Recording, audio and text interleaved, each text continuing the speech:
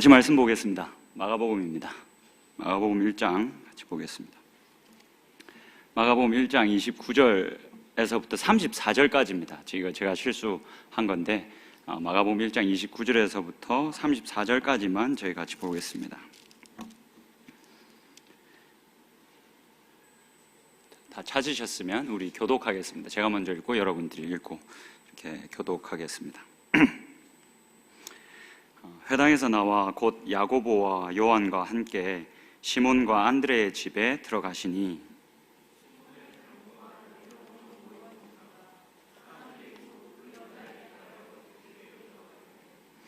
나아가사 그 손을 잡아 일으키시니 열병이 떠나고 여자가 그들에게 수종드니라. 해질 때에 모든 병자와 귀신 들린 자를 예수께 데려오니 온 동네가 그 문 앞에 모였더라. 같이 읽겠습니다. 예수께서 각종 병이 든 많은 사람을 고치시며 많은 귀신을 내쫓으시되 귀신이 자기를 알므로 그 말하는 것을 허락하지 아니하시니라. 아멘. 여러분 반갑습니다. 어떻게 예배 은혜를 많이 좀 받고 계십니까? 수련회 때 제일 기억에 남는 게 뭐냐라고 물었더니 대부분 찬양하고 기도하는 시간이다 라고 말하는 게 참 인상 깊습니다. 저도 요즘 예배하러 나올 때 찬양하는 시간이 되게 기대가 됩니다. 같이 이렇게 찬양하는 게 너무 좋고, 사실 오랫동안 이런 스타일의 찬양을 많이 안 했었습니다.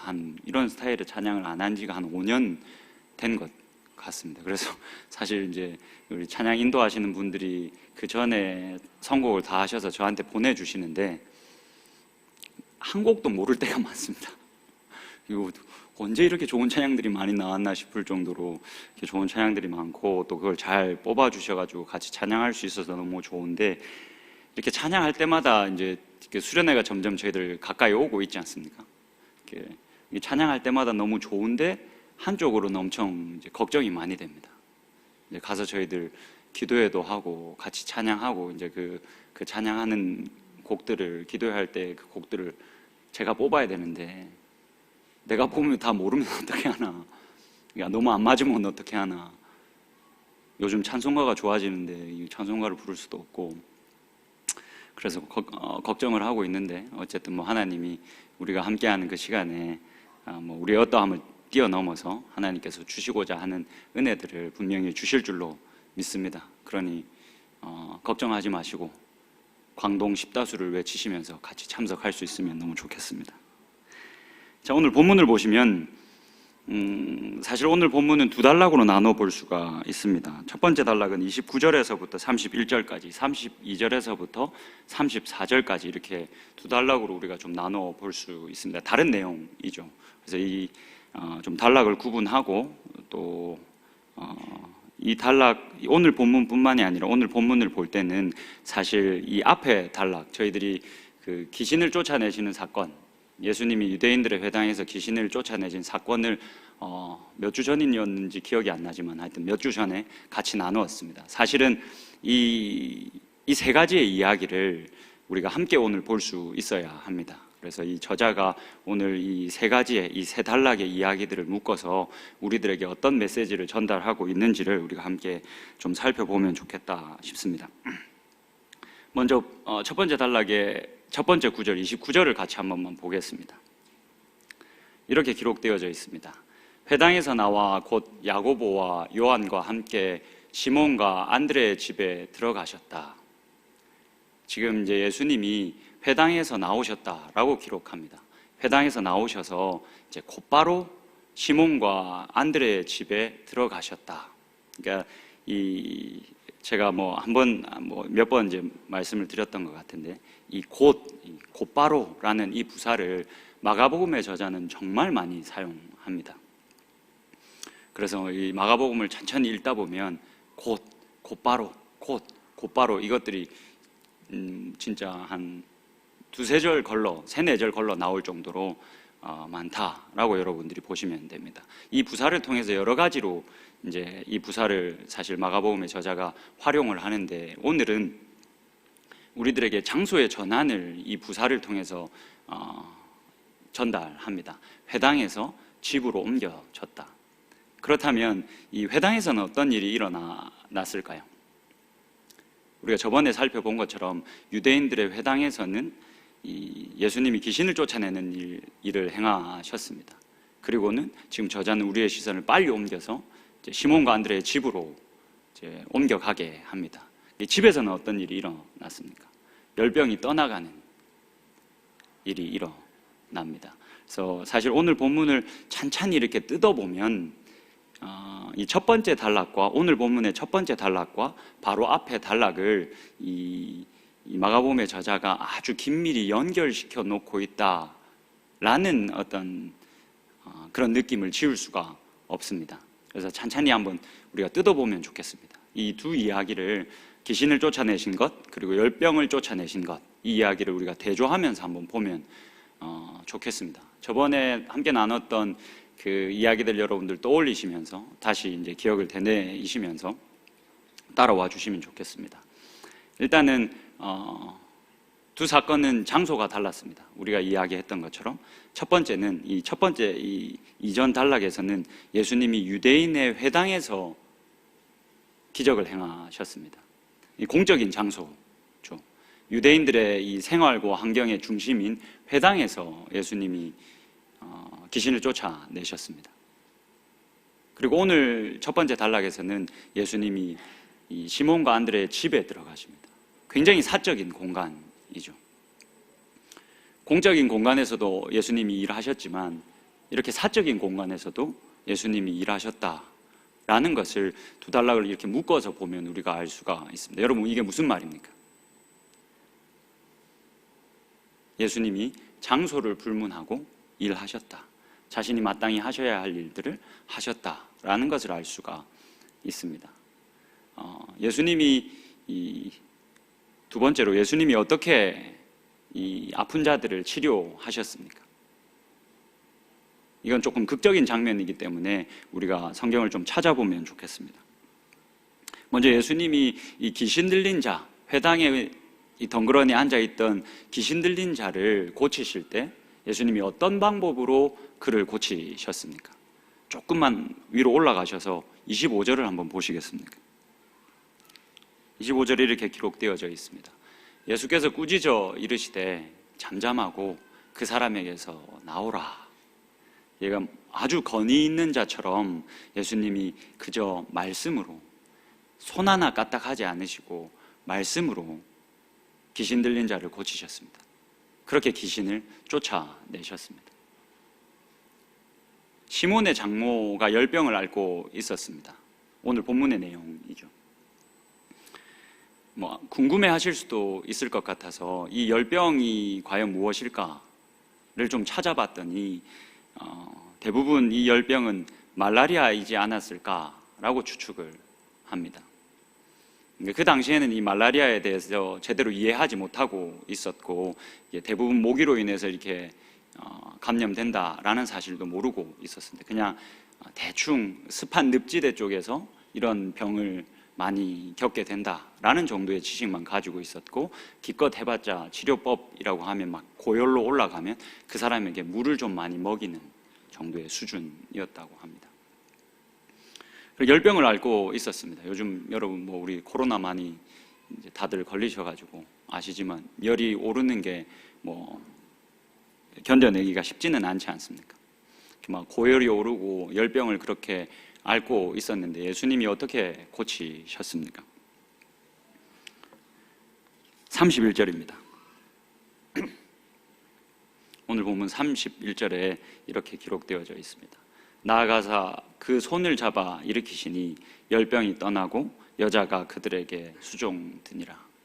예수님이 귀신을 쫓아내실 때는 손 하나 까딱하지 않으시고 말씀으로만 고치셨는데 이번 이 열병을 앓고 있던 여인을 고치실 때는 그녀에게 손을 내미셨습니다. 손을 잡아 일으키셨습니다. 그렇게 손을 잡아 일으켰더니 열병이 떠나가 버렸다라고 성경은 기록합니다. 여러분, 이게 무슨 말입니까? 수단과 방법을 가리지 않고 예수님께서 일을 하셨다. 자신이 마땅히 하셔야 할 일을 하셨다라는 말이겠죠. 마지막으로 이런 기적을 행하신 이후에 어떤 결과가 따라왔나요? 예수님이 회당에서 귀신 들린 자를 귀신을 쫓아내셨을 때 그 광경을 목격한 많은 사람들이 보고 심히 놀랐다라고 기록합니다. 놀란 사람들이 가서 예수에 대한 소문을 막 여기저기 퍼뜨렸습니다. 그래서 온 갈릴리 사방에 그 소문이 퍼졌다라고 기록합니다. 오늘 본문에서 시몬의 집 이 개인적인 공간에서 그 장모의 열병을 고치셨을 때 어떤 결과가 따라왔습니까? 귀신을 내쫓으셨을 때와는 달리 아주 조용했습니다. 별다른 일이 일어나지 않았습니다. 그저 이 열병이 떠나간 여인이 일어나서 자신이 예수님과 함께 있던 자들을 섬겼다. 아마 시몬과 안드레겠죠. 그들을 섬겼다 라고 기록합니다. 무슨 말입니까? 예수님이 어떤 결과가 따라오든 그거에 개의치 않으시고 자신이 해야 될 일들을 하셨다라는 것을 우리가 알 수가 있습니다. 이렇게 귀신을 쫓아내신 장면과 열병을 고치신 이 장면을 대조해서 보면 여러분들 뭐가 보이십니까?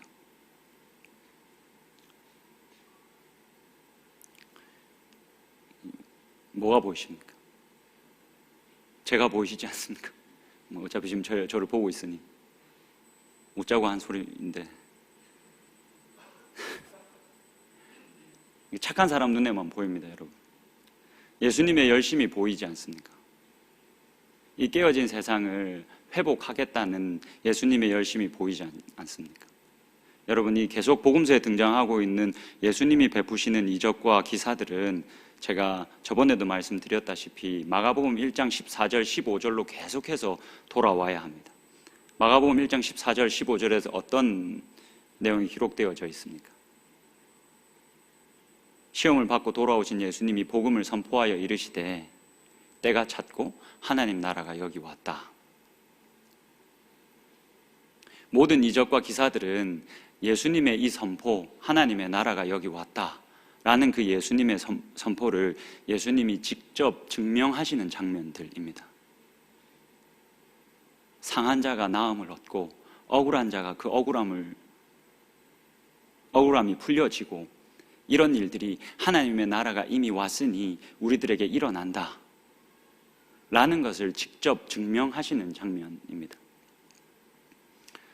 예수님의 선교적인 이 열심이 이 깨어진 세상을 내가 회복하겠다, 하나님 나라가 더욱더 선명하게 와 있음을 보이며 살아가겠다라는 그 예수님의 열심이 오늘 이 두 이야기가 엮여지면서 우리들에게 보이지 않습니까? 두 번째 단락으로 넘어가면 그 열심이 조금은 더 선명하게 보입니다. 이 두 번째 단락으로 넘어가기 전에 우리는 이 두 번째 단락이 가지고 있는 특징을 하나 좀 염두에 두고 들어갈 수 있어야 합니다. 두 번째 단락은 사실은 요약된 글입니다. 여러분, 아마 마가복음의 저자는 여러 가지 자료들을 가지고 있었을 겁니다. 여러분, 복음서를 볼 때 이렇게 생각하면서 보시면 안 됩니다. 마치 그 복음서의 저자들이 그냥 막 하나님이 이 신비한 음성을 들려주셔서 그것을 듣는 대로 막 손이 신비하게 움직여서 막 그 복음서를 다 써내려 갔다, 그렇게 써내려 가더라 라고 생각하시면 안 됩니다. 그렇지 않습니다. 물론 하나님께서 신비한 능력으로 그 저자들을 다 영감해서 쓰게 하셨습니다. 근데 그와 동시에 하나님이 그들에게 자료들도 주셨습니다. 마가복음은 제가 저번에 말씀드렸던 것처럼 베드로의 설교가 중요한 자료 중에 하나였을 겁니다. 이걸 왜 우리가 이렇게 추측해 볼 수 있냐면, 마가복음을 읽다 보면 베드로를 엄청 이제 우리들의 표현대로 하자면 깝니다. 여러분, 베드로는 예수님의 그 수제자라고 우리가 잘 알고 있지 않습니까? 이 용어로 설명을 할 수 있을 것 같은데, 누구보다도 내부자이지 않습니까? 예수님께 가까이 있었던 내부자이지 않습니까? 근데 마가복음을 읽어보면 베드로만큼 외부자인 사람도 없습니다. 베드로만큼 예수님을 모르는 사람도 없습니다. 근데 이 마가복음이 아마 AD 65년 정도에 기록되었다면 베드로가 열심히 활동하던 때입니다. 교회 의장으로 활동하던 때입니다. 이게 아마 베드로에서부터 오는 자료를 근간으로 하지 않았다면 이 당시에 이 마가복음은 읽혀질 수 없었을 겁니다. 읽혀지기 어려웠을 겁니다. 그러나 그러지 않았거든요. 이게 마가복음이 누가복음에도, 마가복음이 마태복음에도 분명히 영향을 미쳤다라는 것을 대부분의 학자들은 동의를 하거든요. 그렇다면 이 마가복음의 저자는 베드로가 가지고 있던 어떤 설교나 어떤 가르침이나 이런 것들을 그대로 가지고 이 복음서를 썼을 가능성이 많습니다. 그뿐만이 아니라 이제 구두로 전승되어져 오던 내용들도 있었을 것이고, 파편적으로 예수님이 어떤 일을 하셨는지에 대한 기록들이 남아 있었고, 아마 그런 자료들도 여럿 가지고 있었을 겁니다. 이 말은 예수님이 하신 일들과 예수님이 보이신 이적과 기사들이 굉장히 많은데 그것을 복음서 안에서 다 기록할 수 없었다라는 말이기도 합니다. 그게 오늘 본문의 두 번째 단락에 보면 잘 나옵니다. 두 번째 단락을 한번 보시겠습니까? 자, 이것을 염두에 두시고 이 두 번째 단락이 분명히 요약된 글이다라는 사실을 여러분들 염두에 두시고 두 번째 단락의 내용을 한번 들어가 보면 좋겠습니다. 32절에 이렇게 기록되어져 있습니다. 저물어 해질 때에 모든 병자와 귀신 들린 자를 예수께 데려왔다.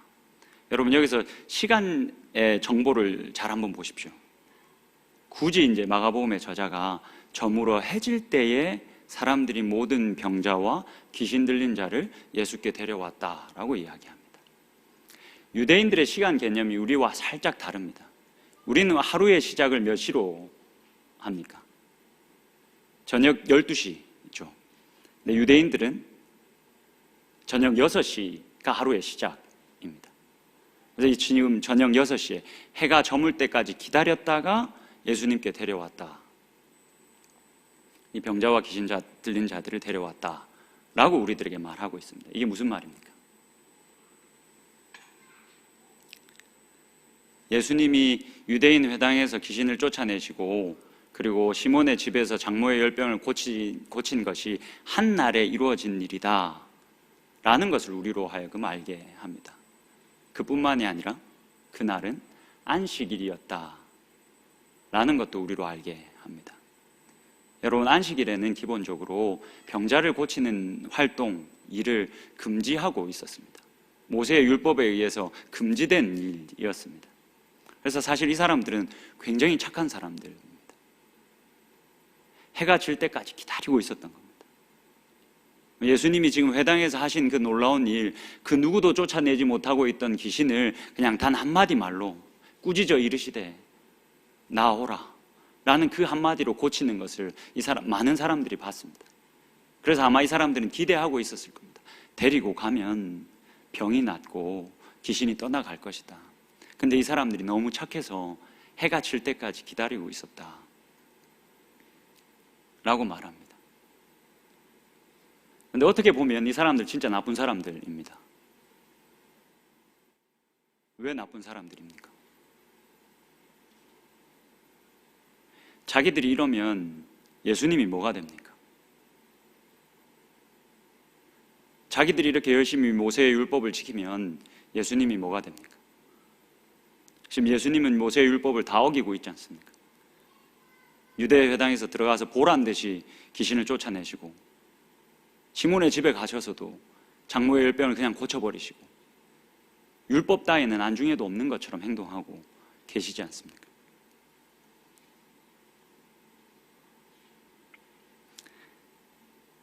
만약 우리가 이야기하고 지금 있는 것처럼 이 두 번째 단락이 예수님이 이 땅에서 하신 여러 일들을 요약하는 글이라면 예수님은 아마 이 복음서에서 기록된 것보다 더 많은 일을 다양하고 풍성하게 하셨을 겁니다. 근데 그 일을 하면서 장소도 따지지 않으셨고 수단과 방법도 가리지 않으셨고 어떤 결과가 따라오는 것에도 개의치 않으셨고 심지어 율법을 어겨서 눈총을 받게 되는 것, 결국 십자가의 길로 가게 될 것도 개의치 않으셨습니다.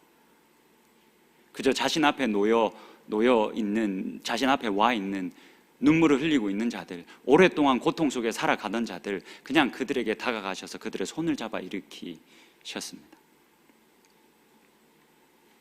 이런 예수님의 선교적인 열심을 이 저자가 얼마나 더 우리들에게 열정적으로 전달하고 싶어 하는지를 이어지는 구절들을 좀 보면서 더 확인해 보면 좋겠습니다. 33절과 34절을 우리가 같이 한번 보겠습니다. 33절과 34절을 보면 저자가 거짓말을 하고 있는 걸 여러분들 볼 수 있을 겁니다. 어떤 거짓말을 하는지 한번 잘 찾아보십시오. 33절입니다. 제가 읽어드릴게요.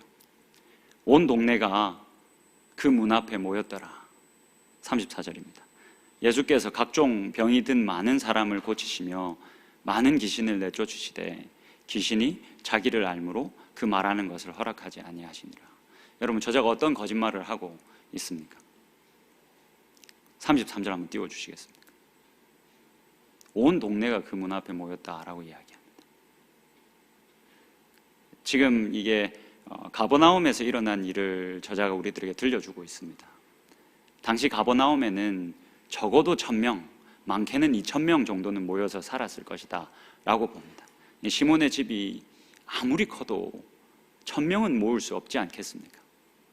여러분, 사진 하나만 보시겠습니까? 그럼 잘 보이십니까? 시몬의 집에 모여든 사람들의 모습은 아닙니다. 그런데 아마 이런 모습이지 않을까 우리가 좀 이렇게 추측해 볼 수 있는 사진입니다. 근데 지금 아마 많은 사람들이 모였겠죠. 근데 지금 저자는 온 동네가, 모든 사람들이 다 그에게 왔다. 그리고 34절 한번 보시겠습니까? 예수께서 각종 병이 든 많은 사람을 고치시고 많은 귀신을 내쫓으셨다. 여러분, 이거를 사자성어로 하면 뭐겠습니까? 많은 사람을 고치시며 많은 귀신을 내쫓으셨다. 할만하안. 할 말은 많은데 할 말은 많은데 하지 않겠다. 맞나요? 하여튼 예수님이 훨씬 더 많은 일을 하셨는데 내가 그거 다 쓰기도 부족하다. 그걸 다 쓸 수가 없다. 지금 이렇게 기록하고 있는 것보다 예수님이 훨씬 더 열심히 일하셨다. 훨씬 더 열심히 열정적으로 선교적인 삶을 사셨다. 그렇게 아프고 힘들고 소외된 자들 손잡아 주기에 바쁘셨다. 내가 할 말은 진짜 많은데 다 하지 않겠다 라고 지금 저자가 말하고 있지 않습니까? 여러분, 오늘 본문을 쭉 보면 예수님의 이 선교적인 열심을 볼 수가 있습니다.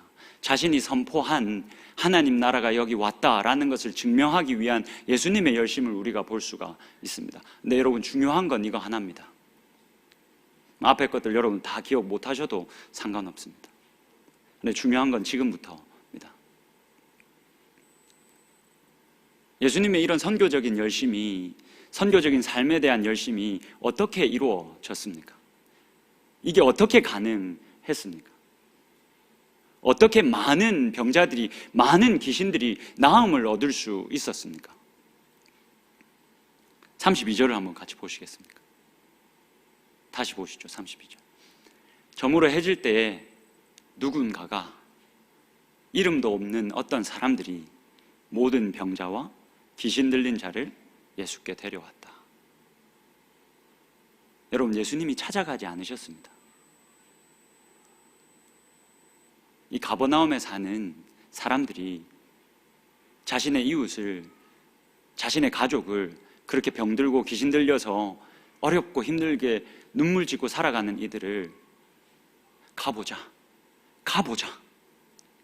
가면 어떤 일이 있을 거야, 가보자, 내가 업을게, 내가 안을게, 가보자, 가면 달라질 거야, 가면 너가 뭔가 볼 수 있을 거야 라고 해서 온 동네가 예수님 앞으로 왔다라고 기록합니다.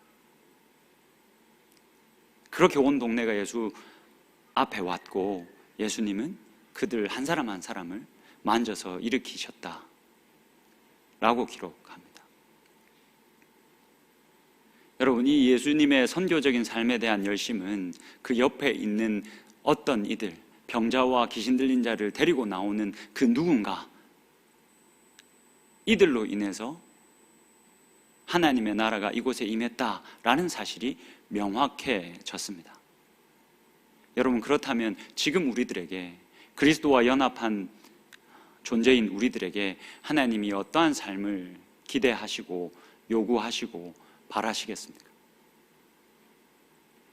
하나님의 열심은 그때나 지금이나 앞으로나 아마 변함없으실 겁니다. 하나님의 그 열심이 있었기 때문에 지금 우리가 이 자리에 있지 않습니까? 아마 앞으로도 그 열심은 변함이 없으실 겁니다.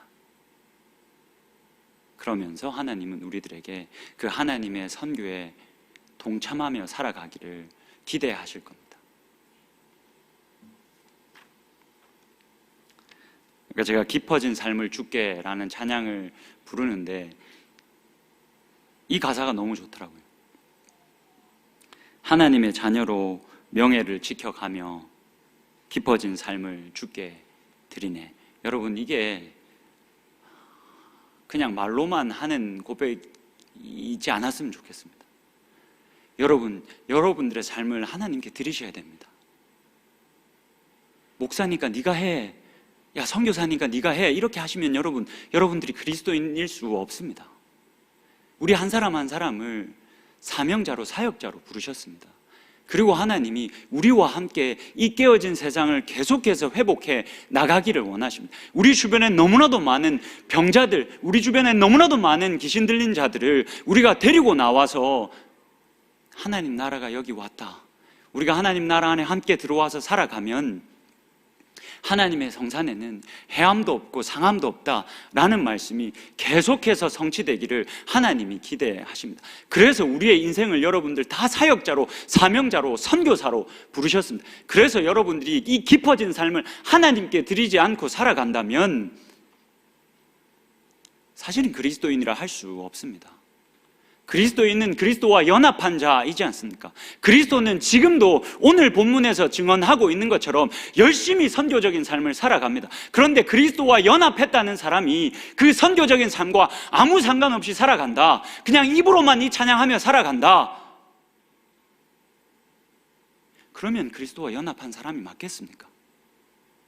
여전히 내 삶의 주인이 나라면, 그리스도가 아니라면, 내가 예수 그리스도와 함께 십자가에 못 박혔나니 이제는 내가 사는 것이 아니요 오직 내 안에 그리스도가 사는 것이다 라고 말하는데, 그리스도가 내 안에 산다는데 내가 여전히 주인이 되어서 일주일 동안 살아가면서 내가 한 번도 이웃을 향해서 사랑을 베풀지 않고, 내가 한 번도 나는 화를 참지 않고 선교적인 삶과 아무 상관없이 살다가 주일 한 번 와서 예배 드린다면 그 사람이 그리스도인이라고 할 수 있겠습니까? 절대 그렇지 않습니다.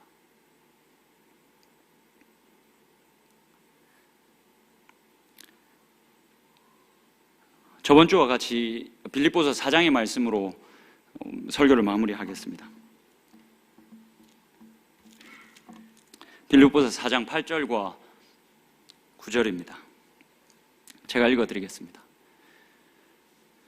끝으로 형제들아, 무엇에든지 참되며 무엇에든지 경건하며 무엇에든지 오르며 무엇에든지 정결하며 무엇에든지 사랑받을 만하며 무엇에든지 칭찬받을 만하며 무슨 덕이 있든지 무슨 기림이 있든지 이것들을 생각하라.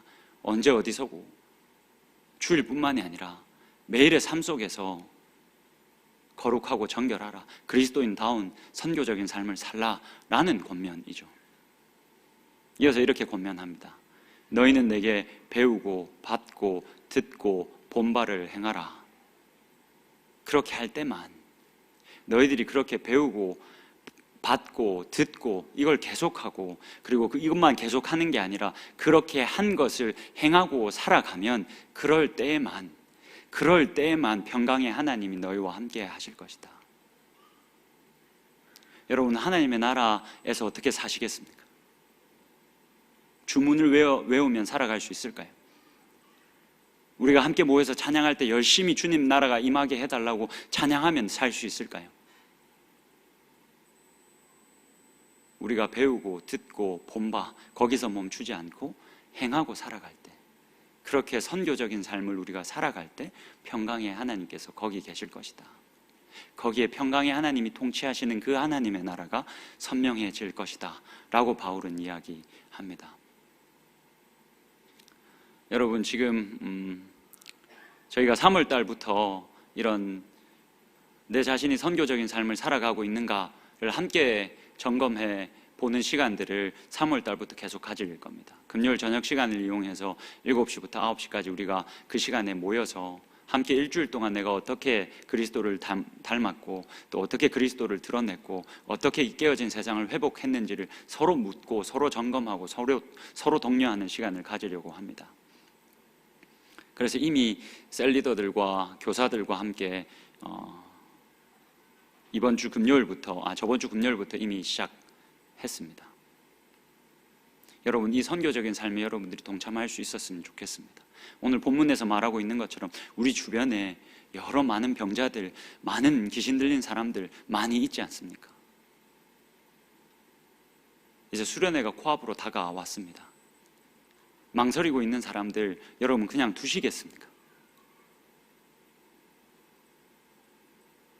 우리가 함께 모여서 하나님 나라를 이야기하고 하나님 나라를 같이 경험하고 하는 시간입니다. 이 수련회가. 근데 이 사람이 저 멀리 떨어져 있는데 그냥 내버려 두시겠습니까? 데리고 와야 되지 않겠습니까? 그렇게라도 선교적인 어떤 행동들을 우리가 해야 되지 않겠습니까? 그렇게 우리가 하면 평강의 하나님께서 우리들 가운데 나타나신다라고 말씀하시지 않습니까? 그런 사람들 손에 손을 붙잡고 우리가 하나님 나라를 함께 경험하는 시간이 이번 수련회가 되면 좋겠고 앞으로의 우리의 시간들이 되면 좋겠습니다. 우리 같이 찬양하겠습니다.